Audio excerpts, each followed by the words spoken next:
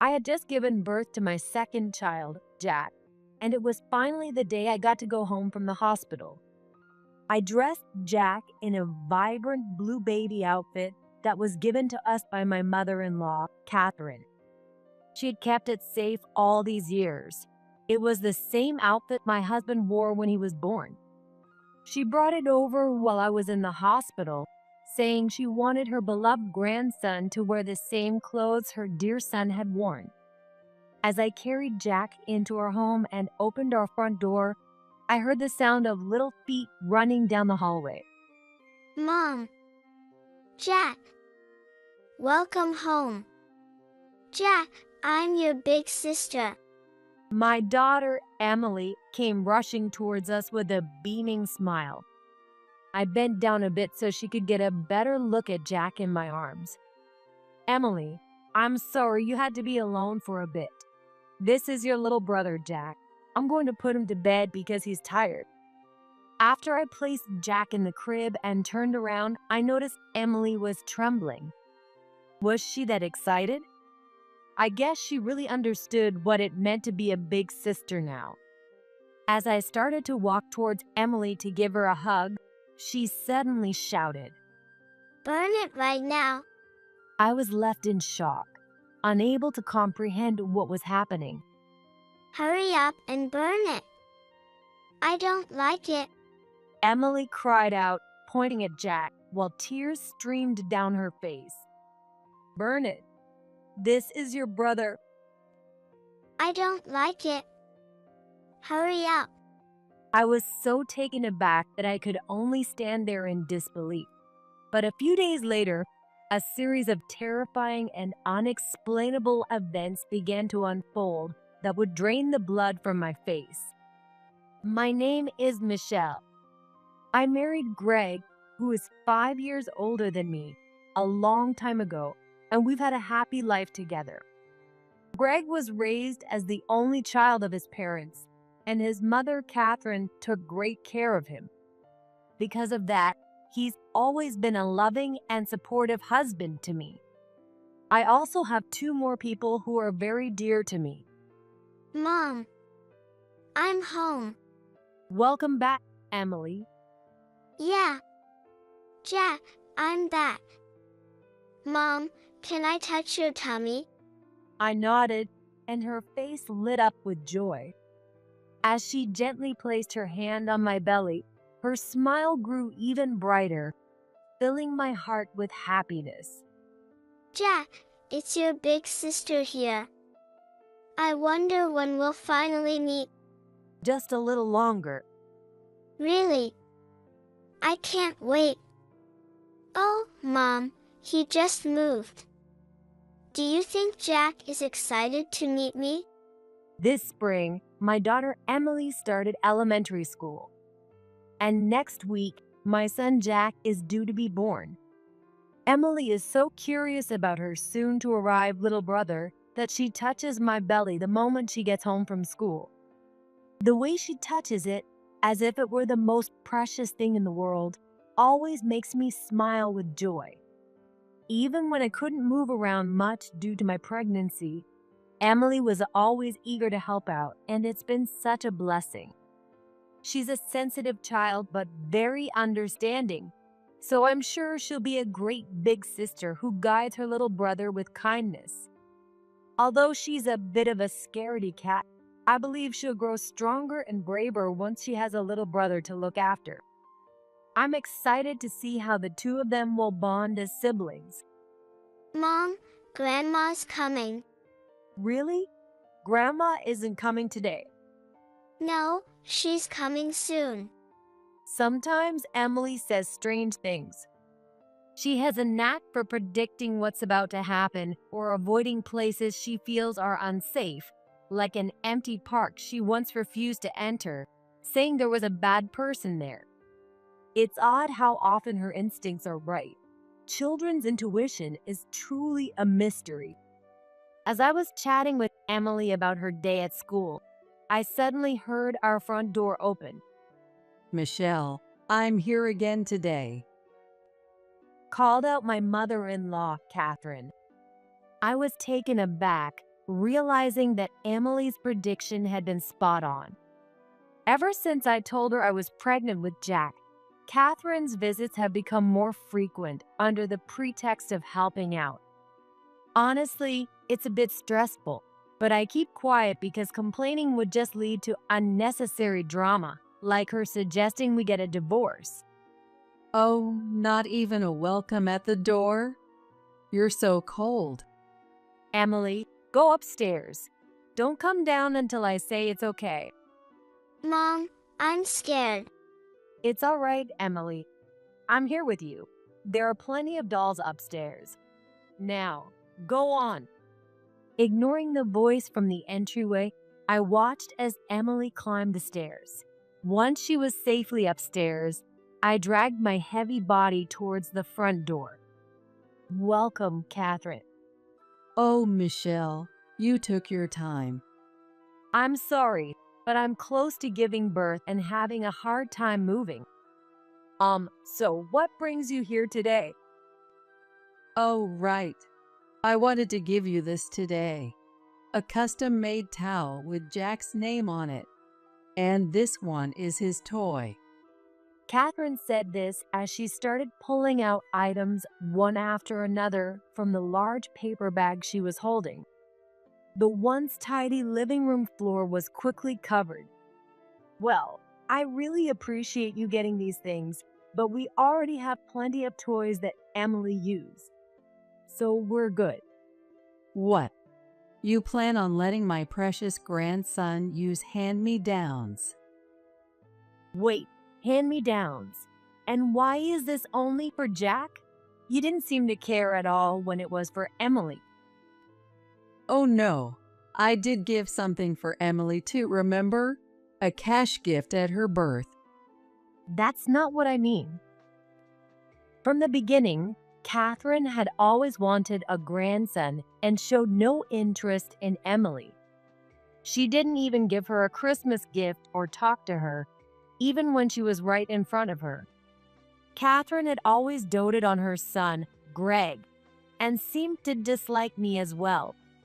But when her long-awaited grandson turned out to be the wrong gender, her resentment towards me intensified, and she began suggesting that I was an incompetent wife and even that we should get a divorce. However, the moment she found out that our next child would be a boy, her attitude changed dramatically. Although her harassment of me continued, she started buying all sorts of things for Jack. But it was always just for Jack, never for Emily. That's why I always tell Emily to go play upstairs so she doesn't get hurt. So, your due date is soon, right? Yes, it's supposed to be next week.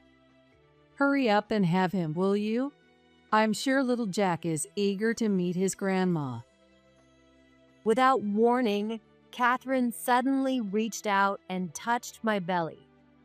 The way she touched it and what she said made me feel incredibly uneasy.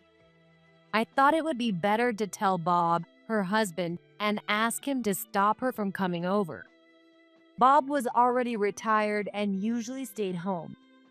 He's a gentleman and generally tries to avoid conflict, so he probably doesn't say anything about where Catherine goes. Bob is fond of Emily and even gives her some money secretly, so I'm sure he would help. With my due date approaching, I didn't want to move around much or get stressed from talking to Catherine. As I sat there, half listening to Catherine's endless complaints, I found myself zoning out. And then, a few days later, as I was resting like usual, I was suddenly hit with a sharp pain in my abdomen. My labor had started. I couldn't help but let out a small groan, and Emily immediately rushed over, worried. Mom, are you okay? I reassured her by patting her head and then quickly called my mom. Soon after, Greg, who had taken time off work in anticipation of the birth, took me straight to the hospital. Since this was my second child, there was no panic, and I safely delivered the baby. A few hours later, I was holding that tiny life in my arms. Hello, Jack. It's Mommy. Nice to meet you. It's Daddy. You'll get to meet your big sister soon. Newborn Jack was crying energetically in my arms. I gently stroked his small body, silently wishing that he would walk a happy path in life from here on out. A few days passed, and my body had mostly recovered when Catherine and Bob came to visit. Oh, Jack, how adorable. Our first grandson. Catherine exclaimed loudly as soon as she entered, immediately reaching over to stroke the head of the sleeping Jack beside me. Catherine, I'm sorry. I know you're excited, but he just fell asleep, so if you could be careful not to wake him. That's right. Congratulations, Michelle, on the birth. Are you feeling okay? Yes, I'm feeling great, especially since this is my second time. Oh, Bob, please don't compare this birth with Emily's. Jack is the heir of our family. That's not a nice thing to say. Sorry, Michelle. It's okay. I'm used to it. I felt a twinge of irritation at Catherine's belittling remark about Emily, but seeing Bob's apologetic expression, I held back my anger. Greg also gave a wry smile. Michelle, taking care of a newborn by yourself must be tough. Don't you think it would be easier if we all lived together? I'm not by myself. I help out with the housework and childcare, so there's no need to worry, Mom. But Besides, if we moved in, you'd just end up making Michelle do all the work instead of helping, right? I wouldn't do that. Right, Michelle? Well, yes. I could never say, "It's always like this," out loud. This wasn't the first time Catherine had suggested we live together. Every time I made a mistake, she would express her doubts about me as a wife, but Greg, knowing about her treatment of me, had always refused. Yet, she never gave up, constantly making the same suggestion, though our stance on the matter never changed. I couldn't stand the idea of living together, enduring her constant snide remarks towards both me and Emily every day. Oh, right. You came to give us something today, didn't you? That's right. I almost forgot. I wanted to give you this. Suddenly remembering, thanks to Bob's reminder, Catherine hastily pulled something out of the paper bag she was holding. It was a blue baby dress. The color was bright, but the design made it clear that it was quite old.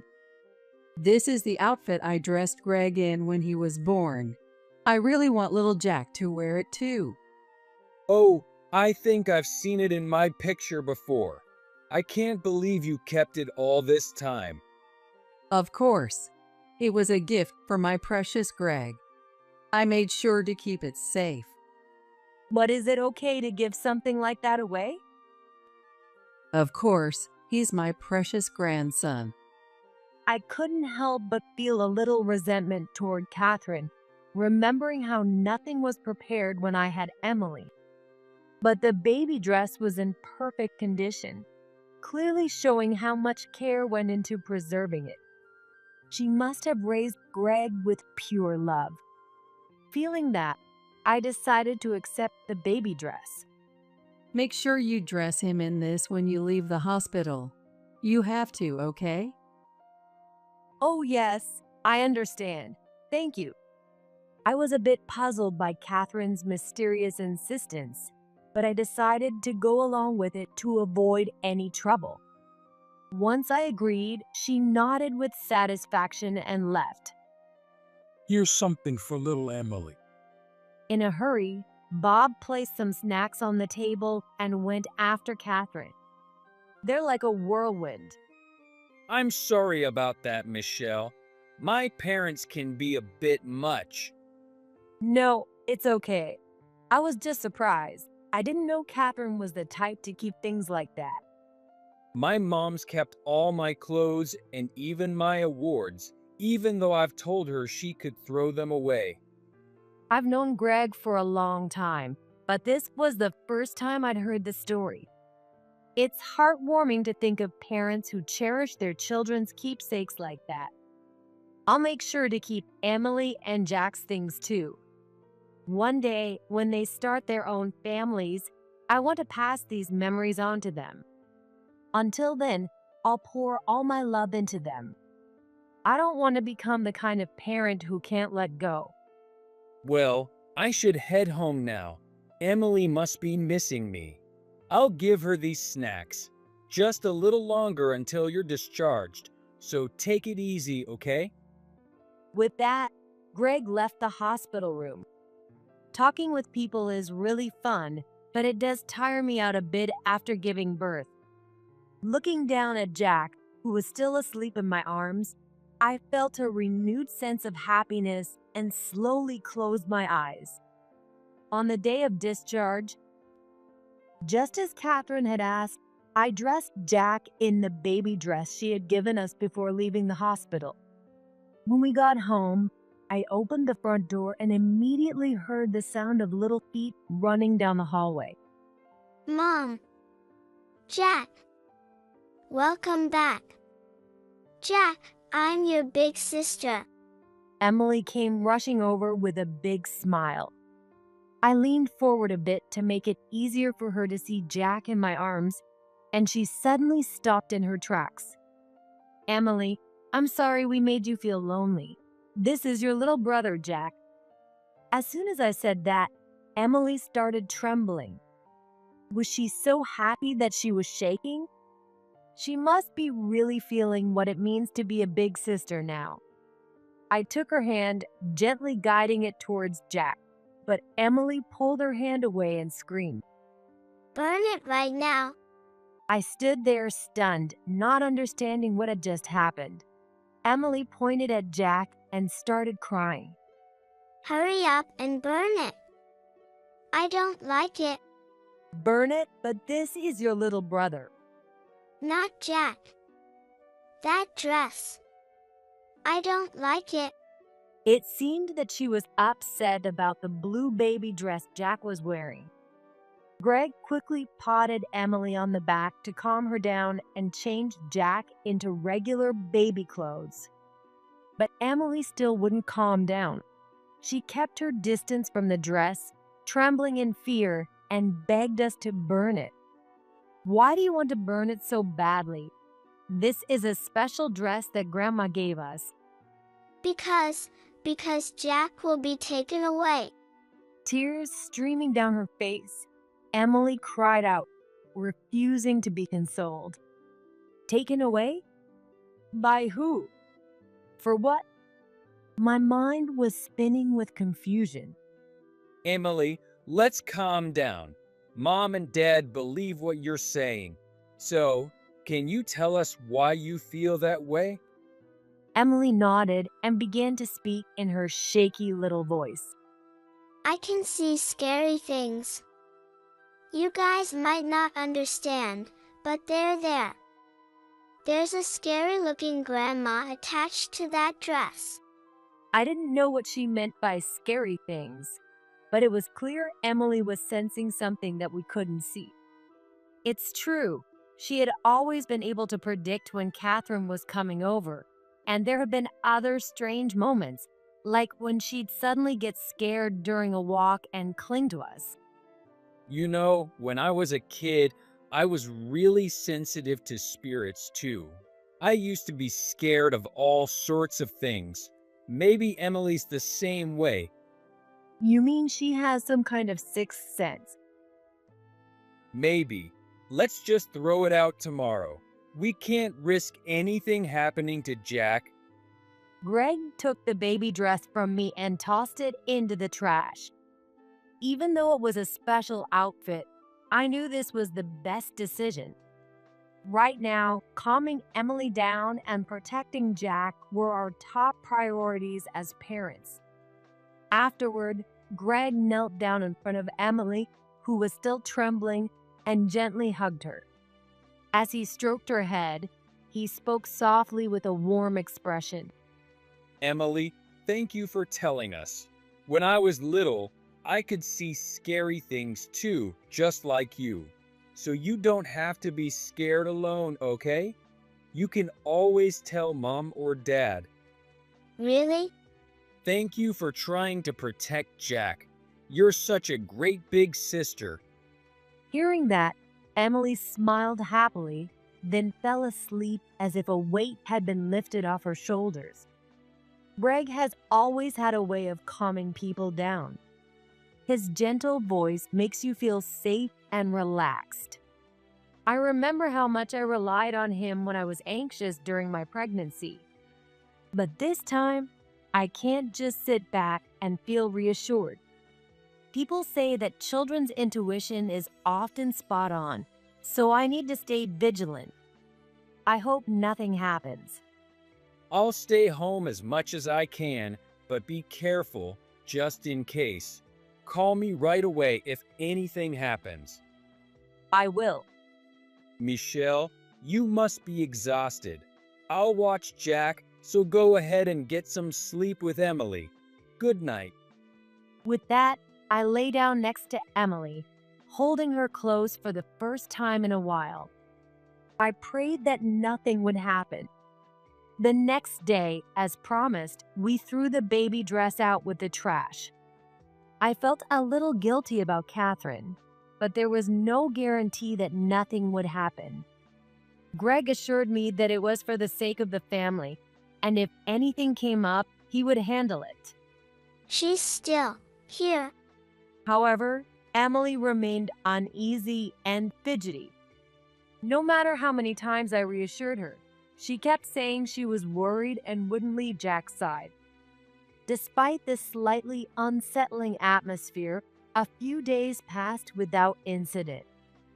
Goodbye, you two. Have a great day. One morning, after seeing Emily and Greg off, I locked the front door securely and sat down on the sofa. Jack was still sleeping, and I felt the exhaustion of the past few days catch up with me in the quietness of being alone for the first time in a while. Up until now, Greg had been working from home, so we'd been sharing the household chores and childcare duties. But today, he had an important meeting in the morning and had to go to his office. Jack's still asleep. Maybe I'll take a quick nap too. I lay down and closed my eyes. For a moment, Catherine crossed my mind, but she hadn't come over since before I gave birth, and nothing had happened so far, so I figured everything would be fine. With that rather naive thought, I drifted off into sleep. Mom, wake up. Something's wrong. Wake up, quick. In my dream, Emily was urgently pleading with me, and I suddenly woke up. I didn't know what was wrong, but a terrible sense of dread washed over me, and I broke out in a cold sweat. I frantically looked around the room. Nothing seemed out of place. Nothing had been disturbed. Except for one thing. The baby crib was empty. Jack! I threw aside the bedding and checked around the crib, but he was nowhere to be found. Where could he be? A newborn like him couldn't have gotten out of the crib by himself. What could have happened while I was napping? My mind was in a complete panic, unable to piece together what was happening. I grabbed my smartphone, thinking I should call Greg, when I heard a noise from the front door. Rushing over, I found Catherine standing there, holding Jack in her arms. Catherine, what are you doing? This is kidnapping.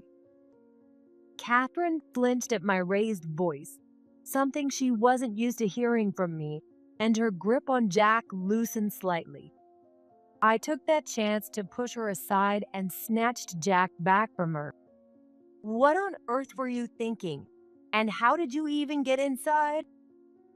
Oh, Michelle, you've got it all wrong. I just thought you might be having a hard time managing alone. so I was just going to take Jack back home with me. That's what we call kidnapping, taking him without permission. I'm calling Greg and Bob right now. Greg's at work, isn't he? And asking Bob to come all the way here. Look, I'll just leave now. You're not going anywhere. They'll be here soon. Catherine muttered something under her breath, but I ignored it, keeping a close watch on her from the living room. Jack was right by my side, and I made sure to keep him as far away from Catherine as possible. I wouldn't let her touch him again.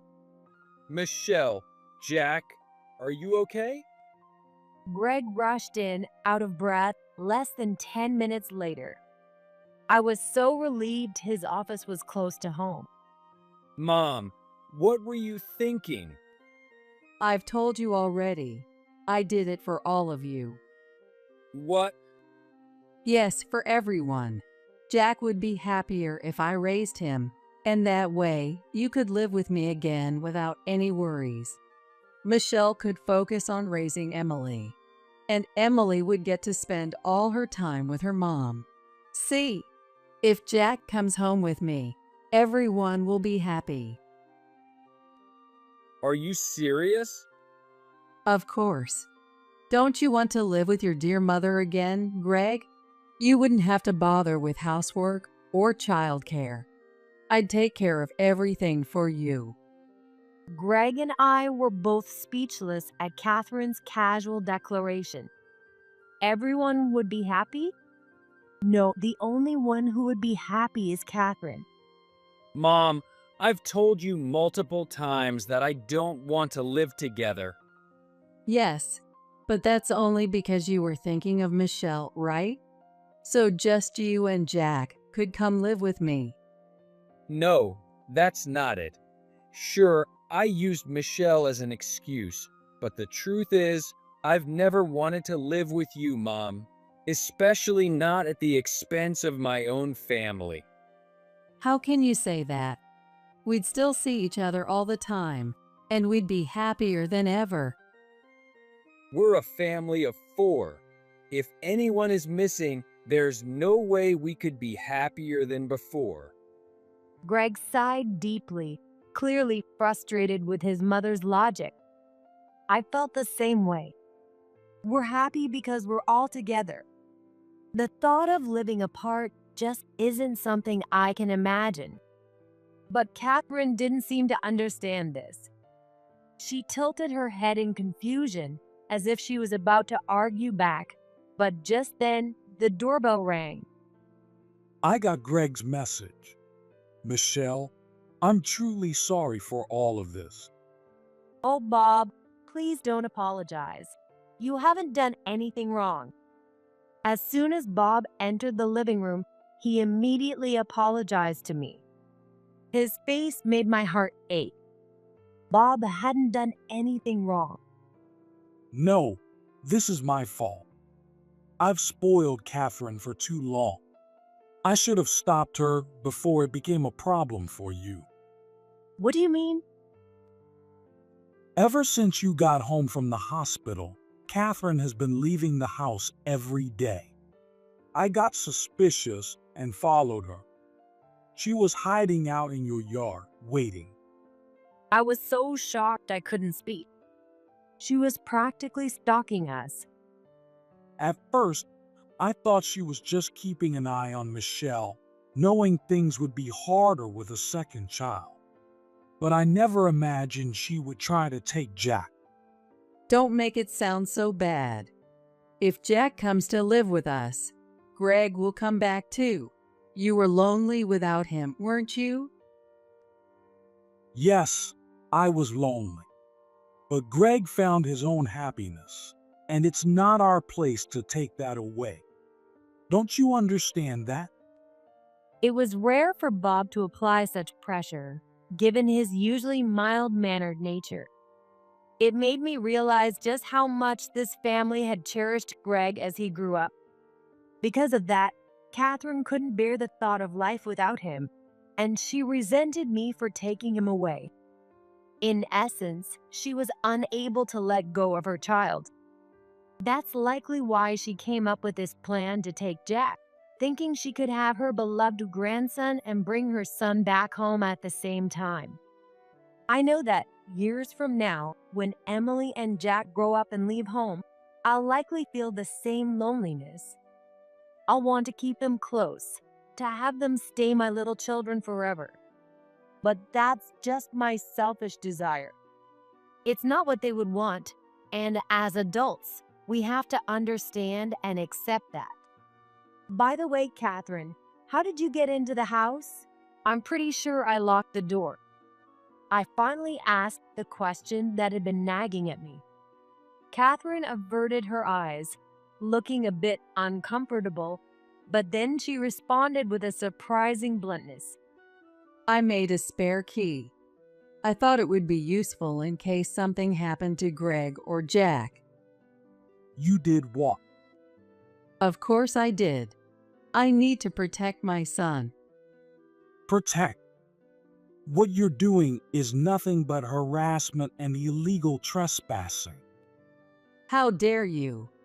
I'm only thinking of Greg's well-being. The moment the word harassment was mentioned, Catherine's demeanor suddenly changed, as if a switch had been flipped. Someone as unreliable as Michelle could never make Greg happy. That's why I have to protect him. So that's why you've been harassing Michelle. Exactly. Michelle's always getting sick, almost every month. Greg would be so much happier living with his mom than with such a weak wife. Wait, how do you even know about that, Mom? The heated argument came to an abrupt halt. The tense atmosphere that had been building suddenly turned cold. A sense of dread washed over me. Catherine had been coming to the house on days when it was just me, when Emily and Greg weren't home. She would come while I was sleeping. Even if she had been lingering in the yard, watching the house, how could she have known the perfect moment to enter when all the windows and curtains were closed? Unless I got a really good camera. I thought it would be the perfect time to use it. What the hell, Mom? That's a crime. Did you really think I'd be happy about this? I was just worried about you, Greg. This isn't concern. It's meddling. Enough is enough. my worst fears were confirmed, and I started trembling uncontrollably. I realized I'd been watched this whole time. The terror drained the blood from my face, and my vision darkened. Greg gently rubbed my back, trying to comfort me. I won't forgive anyone who hurts my family. Don't ever come near us again. Please, Greg, don't say that. Greg, you're my pride and joy. But now, you need to protect your own family. Don't worry about us. Thank you. I promise, I'll make sure she never bothers your family again. Move. Do whatever you need to do. We'll cover the costs. Yeah, please. Greg agreed with Bob's suggestion. Finally, we wouldn't have to live in fear anymore. Greg, after all I've done to raise you, are you really going to abandon your own parents like this? You ungrateful child. You're a disgrace to the family. Come back home. The disgrace here is you, Catherine. You couldn't let go of your son, and now you're trying to control your grandson too. Do you even realize what you've done? Bob's voice boomed as he reprimanded Catherine. Her sudden shift in attitude was shocking, but what surprised me more was seeing Bob, usually so calm, get so angry. Greg isn't a child anymore. Know your place. Catherine's shoulders slumped as Bob led her away. She walked out of the house, defeated. The storm had finally passed. Just then, a loud cry echoed through the house. "Oh, it's time to feed Jack. I'm coming, sweetie." For mothers, there's no such thing as a break. But in a way, that's where happiness lies. Thanks to Bob's support, we successfully moved to a new home. The kids quickly adapted and are growing up strong and happy. I meet with Bob occasionally, without Catherine knowing, and he's always amazed at how fast grandchildren are growing. As for Catherine, she's apparently living a lonely life now, her appearance almost ghost-like after being cut off from her beloved son and grandson. She's apologized to us countless times, but I'm the one who feels grateful. If it weren't for Bob standing up to her and keeping an eye on things, we wouldn't have the peace we have today. Mom, I'm home. Hi, Jack. Welcome back. How was school? It was fun. But I ran all the way because I couldn't wait to see Jack. Make sure you don't hurt yourself. Go wash your hands. Okay. Since that incident, Emily seems to have become less fearful.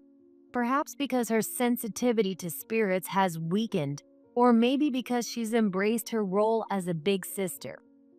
Whatever the reason, her courage that day is why we have the life we do now. I'm so thankful for her. Suddenly, I felt a soft little hand grasping my fingers. Bah. Wait, Jack, did you just say something? Emily, come here. Jack just spoke. Yes, being a mom keeps me busy.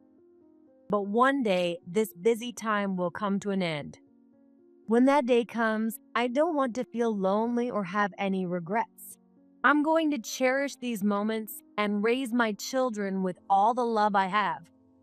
Gently, I squeeze that tiny hand in mine.